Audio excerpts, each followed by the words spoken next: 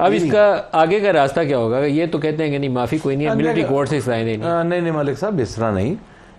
मैं इसमें देखें, जहाँ तक 9 मई को पोलिटिसाइज करना, ये तो शाह महमूद कुरैशी और जैन कुरैशी की एक एग्जाम्पल है ना।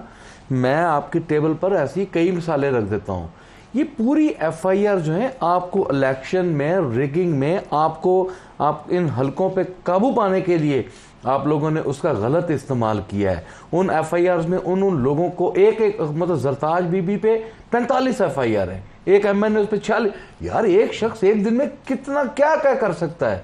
मतलब कि ये बिल्कुल इन लोगों ने बहुत ये एक वाकया हो गया। तो आपको नया नाम दिया गया डिजिटल टेररिस्ट। आप डिजिटल तरीके से दहशतगर्दी का एक साने 9 मई हो गया, साने 9 मई। उसके बाद जो आप लोगों ने किया वो साने 9 मई से बड़ा है कि आप लोगों ने ना आइन देखा, ना कानून देखा, ना रूल ऑफ लॉ देखा, रगड़ के मंड के रख दी हर चीज।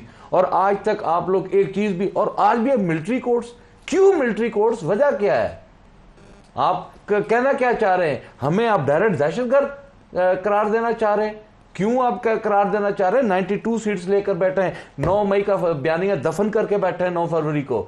ऐसे नहीं हम आए, हम वोट लेकर आए, हमें वोट दिया है लोगों ने, हमारा निशान तक छीना। इलेक्शन कमीशन की जो मैलाफाइडी है सुप्रीम कोर्ट में पकड़ी गई, हमारे 39 एमएनएस लोग तस्लीम ना करने के लिए तैयार नहीं है। आप लोग जुल्म किए जाएं, जबर पे जबर किए जाएं, आप डायरेक्ट